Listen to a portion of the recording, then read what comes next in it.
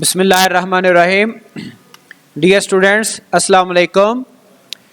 Parallel and distributed computing में topic है पैरेललाइजेशन strategies and ग्रैनुलैरिटी, और आज इस टॉपिक पे ये सेकंड लेक्चर है। और जो हमारी कोर्स आउटलाइन है उसमें मैं आपको ये बताता चलूँ कि ये हमारा टॉपिक चल रहा है इस वक्त पैरेललाइजेशन स्ट्रेटजीज, ग्रैनुलैरिटी और इसके साथ लोड बैलेंसिंग। तो डिटेल से तो हम लोड बैलेंसिंग नेक्स्ट देखेंगे, लेकिन इस लेक्चर में भी ये स्टार्ट हो जाएगा साथ साथ। तो ये लोड बैलेंसिंग जो है ये इंशाल्लाह नेक्स्ट टॉपिक भी इसका चलेगा। तो आज हम देखेंगे पैरेललाइजेशन स्ट्रेटजीज और ग्रैनुलैरिटी। लास्ट टाइम भी थोड़ा सा हमने डिस्कस किया था, रिवाइज कर लेते हैं थोड़ा ताकि एक चेन बन जाए। Parallelisation strategies define how to implement parallelisation opportunities. कैसे हम अपने टास्क को पैरेलल कैसे कंप्यूट एग्जीक्यूट करवा सकते हैं, अपॉर्चुनिटी को हम कैसे अवेल कर सकते हैं, ये स्ट्रेटजी कहलाती है। तो कितने हमारे लेवल होने चाहिए और कितना वो ग्रैनुलर। तो ग्रैनुलैरिटी हमने लास्ट टाइम देख ली थी और आपको मैंने बताया था कि दो तरह की ग्रैनुलैरिटी है, एक फाइन ग्रेन है, कोर्स ग्रेन है। ठीक है जी। और फाइन ग्रेन, कोर्स ग्रेन हम देख चुके थे। फाइन ग्रेन वो है जिसमें हम अपने डाटा को या प्रोसेस को छोटे छोटे पार्ट्स में डिवाइड करते हैं, और जो कोर्स ग्रेन है वो कंपैरेटिवली बड़े पार्ट्स होते हैं। दोनों के अपने अपने प्लस माइनस थे। फाइन ग्रेन के भी कुछ बेनिफिट्स हैं और कुछ ओवरहेड भी साथ एसोसिएटेड था। कोर्स ग्रेन के भी बेनिफिट्स भी हैं और ओवरहेड भी कोई ना कोई प्रॉब्लम, लोड बैलेंसिंग का प्रॉब्लम आ जाता है। ठीक है जी। तो fine grained parallelism means individual task are relatively small task होते हैं in terms of code size and execution time. The data is transferred among processors frequently in amounts of one or a few memory words. तो processors को data transferred होता है, frequently transfer होता है। ठीक है जी। जबकि जो कोर्स ग्रेन्ड है उसमें जो डाटा इज कम्युनिकेटेड इनफ्रीक्वेंटली, बहुत कम डाटा प्रोसेसर के साथ कम्युनिकेट होता है after larger amount of computation. तो ये ऑपरेटिंग सिस्टम में आपने दो तरह के प्रोसेसेस पढ़े होंगे, आईओ बाउंड और सीपीयू बाउंड। तो जो आईओ बाउंड है उनमें इनपुट आउटपुट बहुत ज्यादा हो रही होती है। तो जो पहली टाइप है ये आईओ बाउंड की है, जो आपकी फाइन ग्रेन्ड पैरेललिज्म है, और जो कोर्स ग्रेन्ड है ये सीपीयू बाउंड टास्क कहलाते हैं, जिसमें सीपीयू बर्स्ट ज्यादा चलती है, सीपीयू ज्यादा काम करता है, लेकिन कभी कभी डाटा भी इनपुट आउटपुट की जरूरत पड़ती है। तो the finer the granularity the greater the potential for parallelism and hence speed up. जितनी आपकी ग्रैनुलैरिटी ज्यादा होगी उतना स्पीड अप होगा, उतनी पैरेललिज्म अचीव होगी। बट द ग्रेटर ओवरहेड, आपने पढ़ा होगा ओएस में कॉन्टेक्स्ट स्विच। ठीक है जी।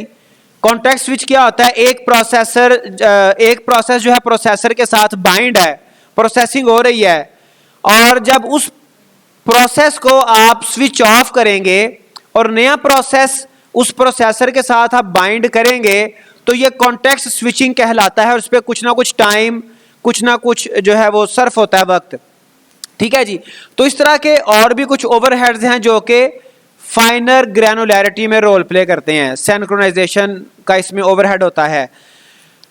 ठीक है जी। On the other side if the granularity is too coarse, अगर ग्रैनुलैरिटी आपकी फाइन नहीं है, बड़े बड़े आपके टास्क या डाटा के पार्ट्स हैं, the performance can suffer from load imbalance. आपका जो लोड है वो इम्बैलेंस हो जाएगा। ठीक है जी। लोड इम्बैलेंस से क्या मुराद है? लोड इम्बैलेंस से मुराद ये है कि मिसाल के तौर पे काम करने वाले बंदे हैं 3। ठीक है जी।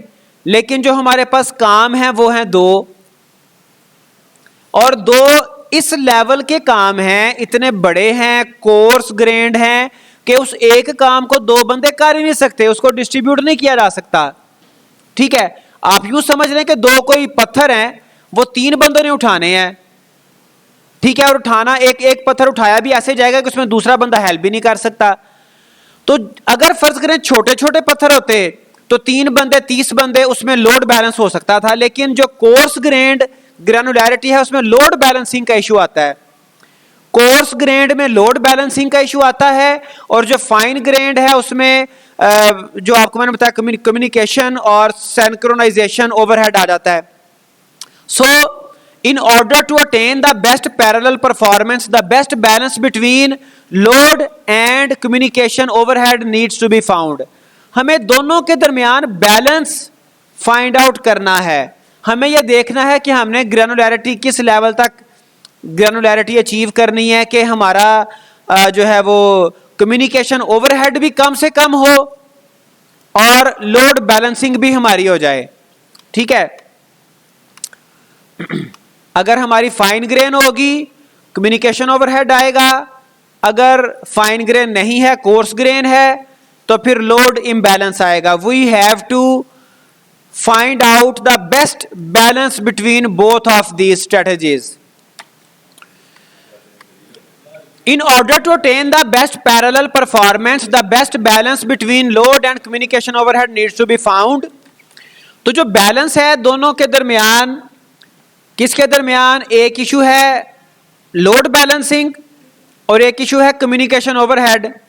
इन दोनों के दरमियान जो बैलेंस है वो पैरेललिज्म परफॉर्मेंस अचीव करने के लिए रिक्वायर्ड होता है।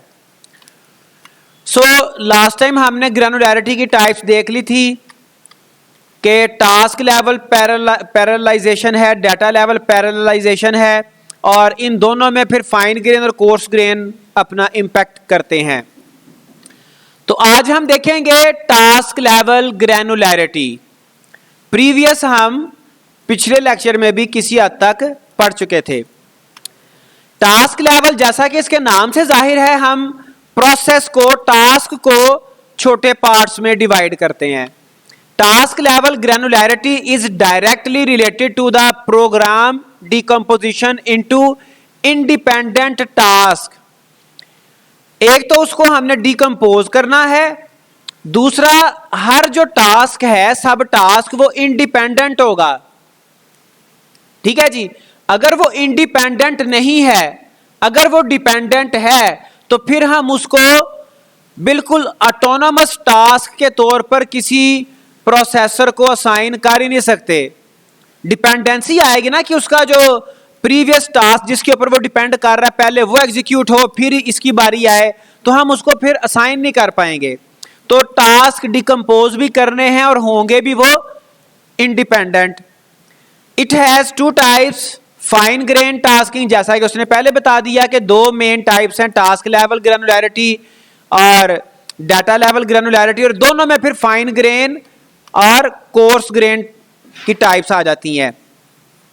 सो fine grain tasking, fine grain tasking consist of dividing the program in fundamental separate tasks and each single task is parallelised apart. वो बिल्कुल ऑटोनोमसली, सेपरेटली वो पैरेललाइज किया जा सकता है, उसको डिफरेंट प्रोसेसर्स को असाइन किया जा सकता है। This process is called fission. ठीक है जी, इस फाइन ग्रेन टास्किंग को हम फिजन कहते हैं।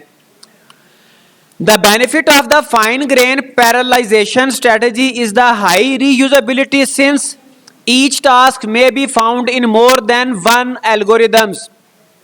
अब कई एक एल्गोरिदम्स हैं, वहां पर मुख्तलिफ एल्गोरिदम्स में सेम लेवल के टास्क अचीव किए जा सकते हैं, ऐसी सिचुएशन बन सकती है। तो फिर यहां पे fine grain tasking, task level granularity में हमारे पास रीयूजेबिलिटी का बेनिफिट आता है। ठीक है जी,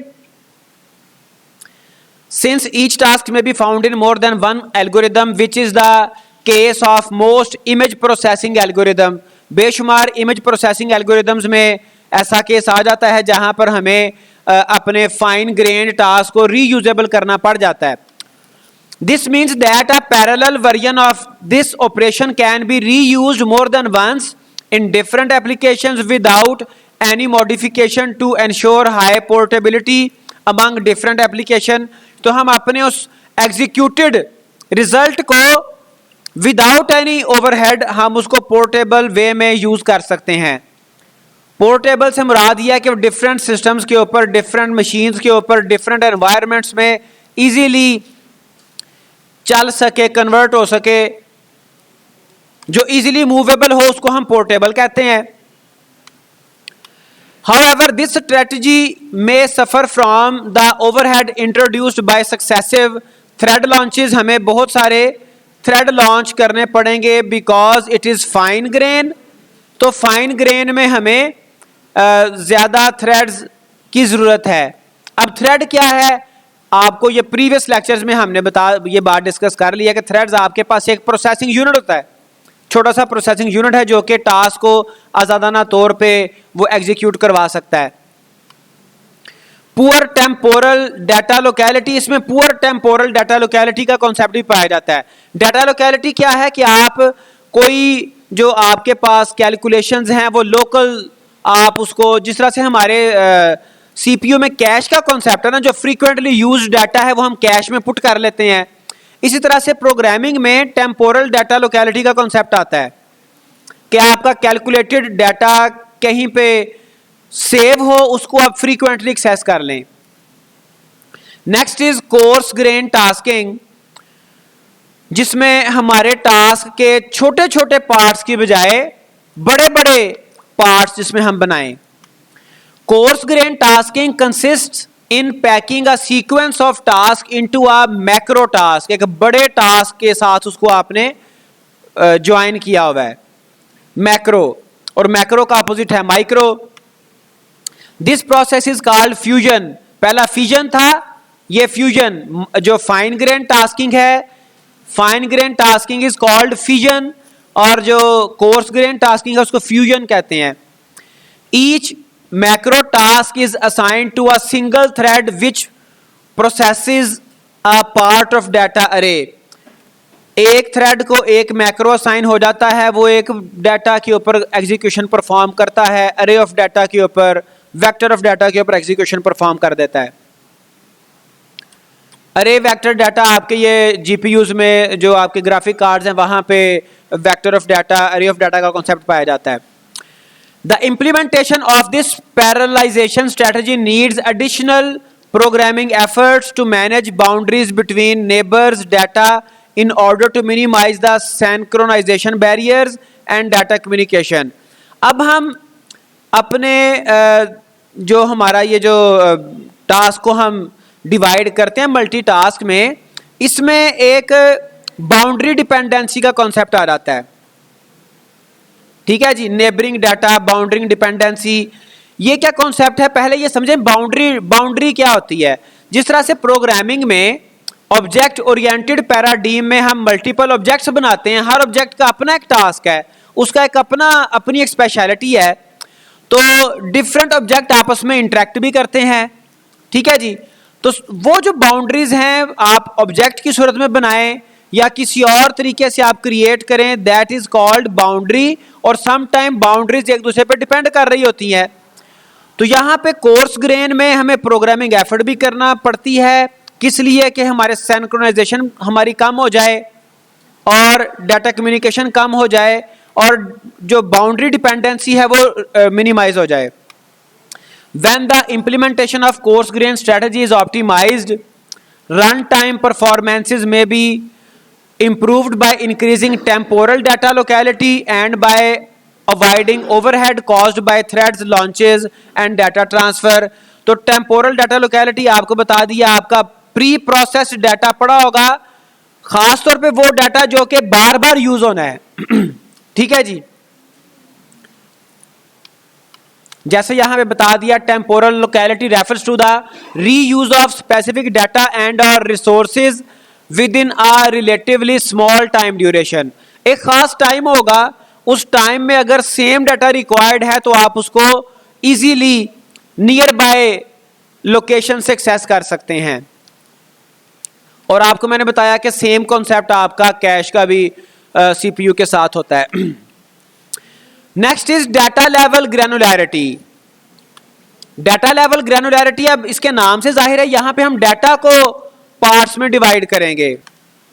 data level granularity defines the degree of decomposition of initial data into data subsets. जो हमारे पास एक मेन डाटा होगा स्टार्ट पे, किसी भी प्रोसेसिंग के शुरू पे जो डाटा होगा डाटा सेट, उसको छोटे सबसेट्स में डिवाइड करने का नाम डाटा ग्रैनुलैरिटी है।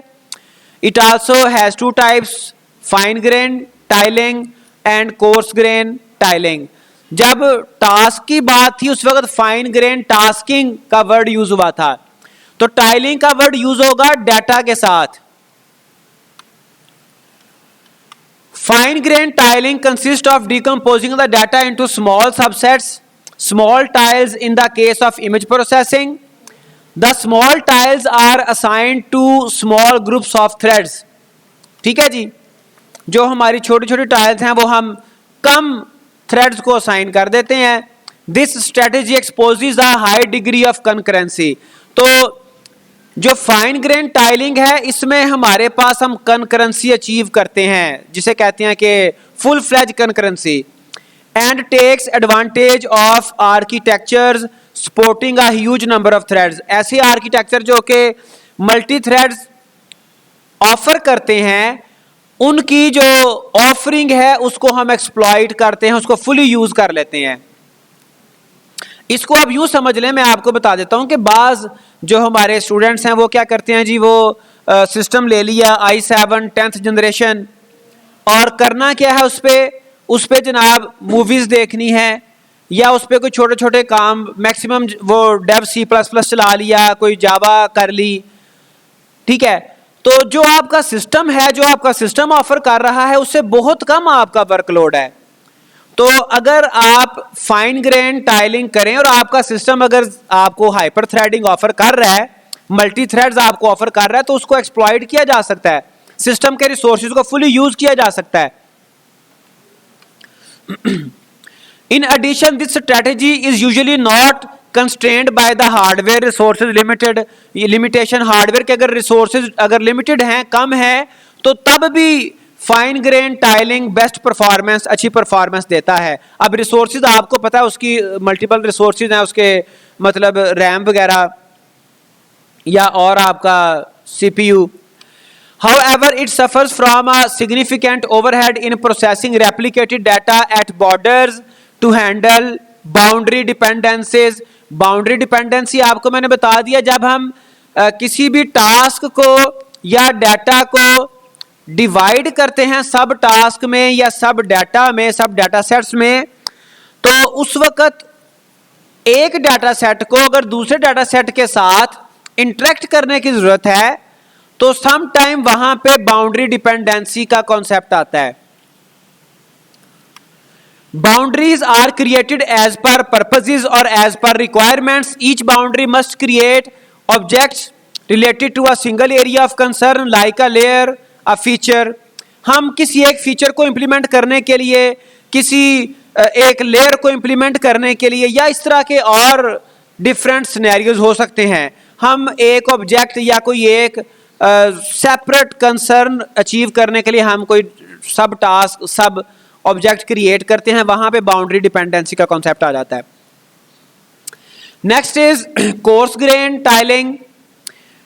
Coarse grain tiling consist of decomposing data into large data subsets and involving large groups of threads।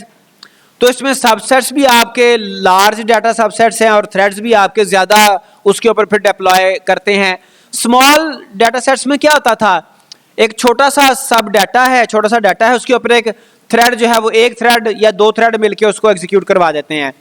जब आपका डाटा सेट बड़ा है तो उस बड़े डाटा सेट को एग्जीक्यूट करवाने के लिए ज्यादा थ्रेड चाहिए। This strategy reduces the data replication at borders and offers high space data locality. ठीक है जी, इसके ये बेनिफिट्स हैं। बॉर्डर डिपेंडेंसी इसमें कम है और space data, high space data locality इसमें अचीव हो जाती है। However, large tiles may not fit well with available resources, cache और local memory size, which may degrade performance। फिर उसमें फर्दर उसको compromises होते हैं। समटाइम हमें जो साथ आपके मल्टीपल प्रोग्राम्स हैं चल रहे होते हैं कंकरेंट, उनकी परफॉर्मेंस डिग्रेड हो जाती है।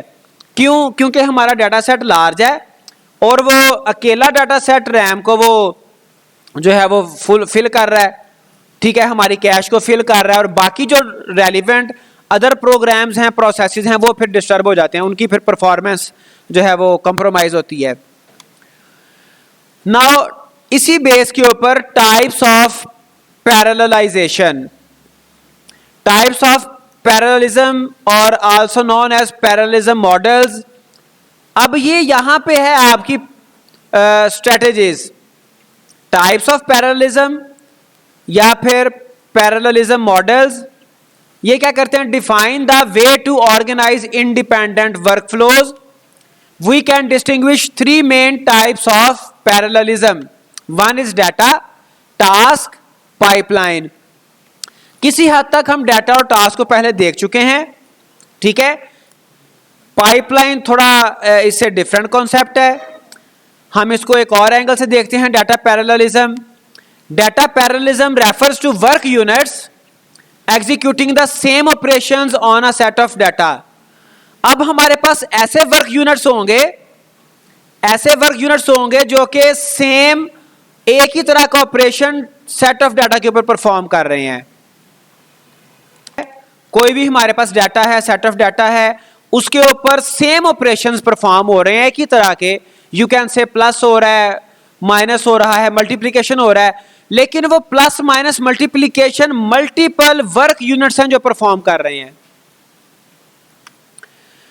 The data is typically organized into a common structure such as arrays or vectors.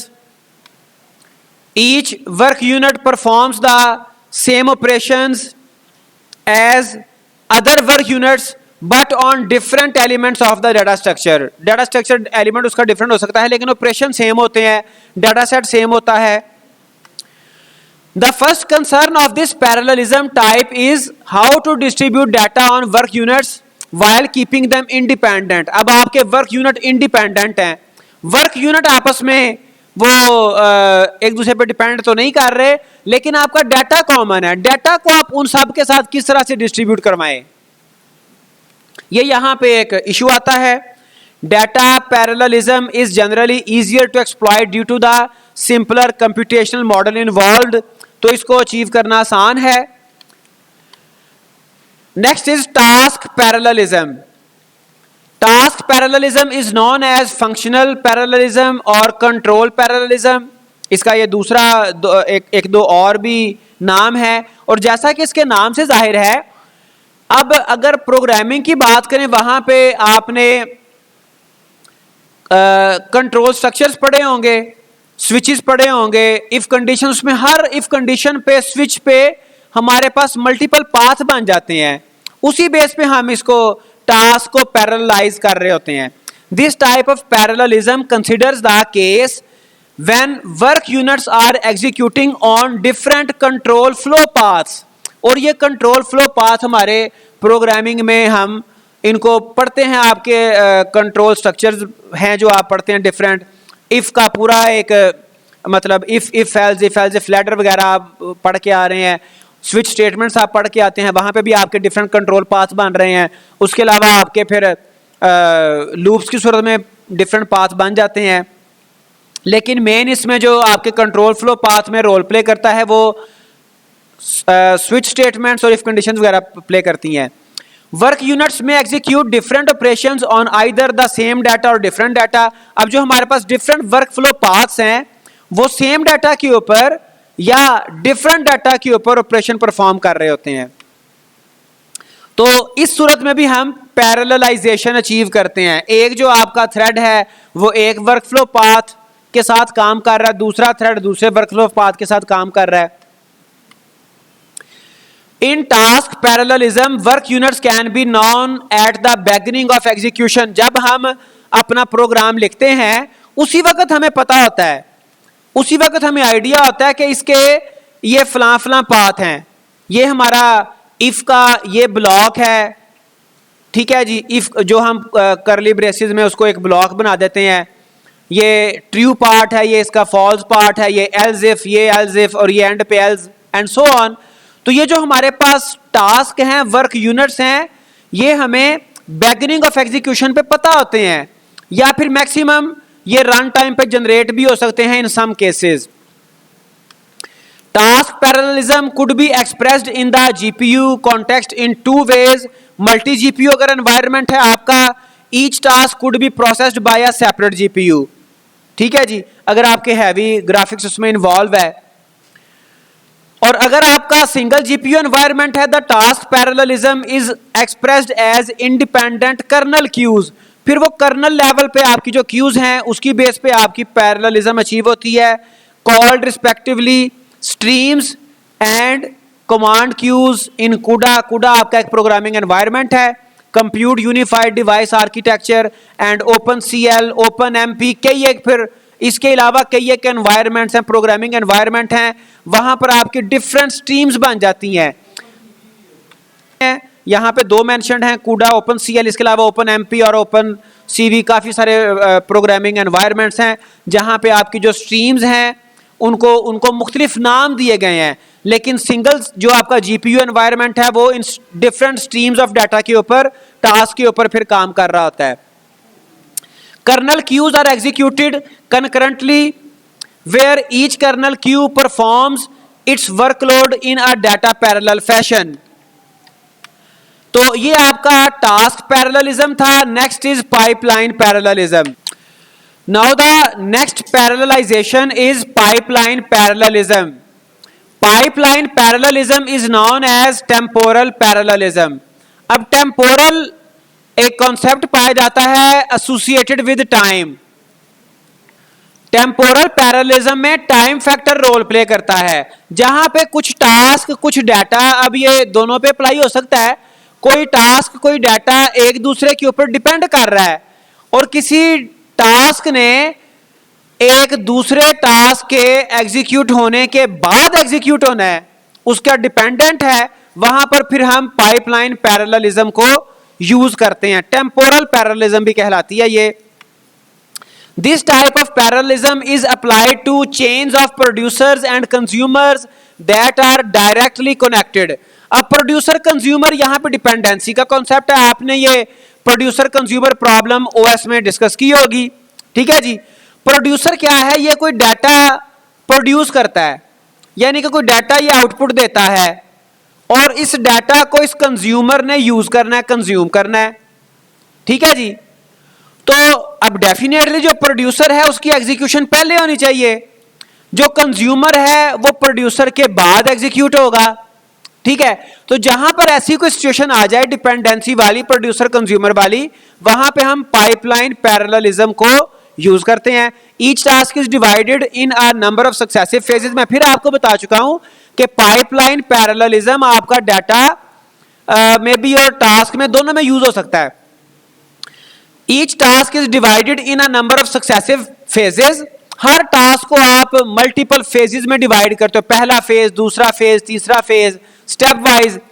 इसकी बेस्ट एग्जांपल आप समझ सकते हैं, आपने ओएसआई लेयर्स देखी होंगी, ओपन सिस्टम इंटरकनेक्शन। वहां पे एक लेयर जो है वो दूसरी लेयर का data as an output, as an input use करती है और उस पर अपना कोई ओवरहेड साथ अटैच करती जाती है, हेडर अटैच करती है। ठीक है जी।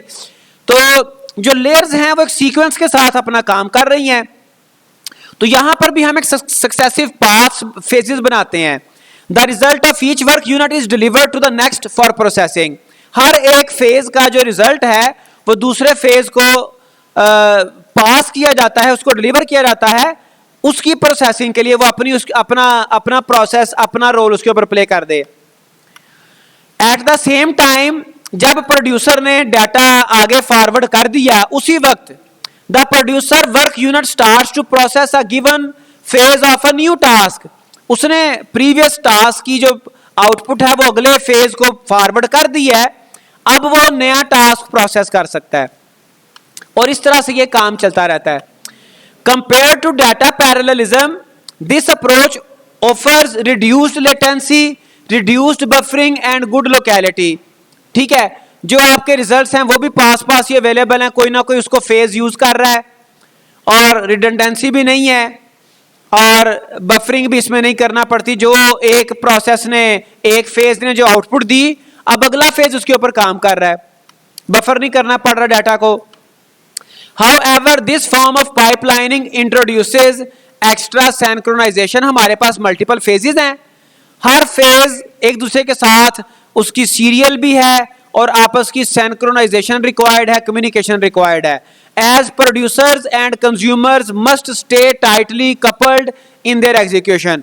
वो प्रोड्यूसर कंज्यूमर, जो कंज्यूमर है उसे वेट करना पड़ रहा है, वो उसके प्रोड्यूसर का वेट कर रहा है कंज्यूमर। जब प्रोड्यूसर प्रोड्यूस करेगा आउटपुट, कंज्यूमर फौरन उसको लेगा। तो ये टाइट कपलिंग आपको रिक्वायर्ड होती है। तो ये थोड़ा हमारा टॉपिक था पैरेललाइजेशन स्ट्रेटजीज का, जिसमें हमने ग्रेनुलैरिटी भी देखी, फाइन ग्रेन, कोर्स ग्रेन देखा, फिर टास्क डाटा और पाइपलाइनिंग हमने मेजर देखा कि किस तरह से हम डिफरेंट अपनी स्ट्रेटजीज को डिकम्पोजिशन में करते हैं, कौन सी स्ट्रेटजीज यूज करते हैं, और फिर उसके हर स्ट्रेटजी के प्लस और माइनस क्या क्या हैं। सो आज के लिए इतना ही। टेक केयर, अल्लाह हाफिज।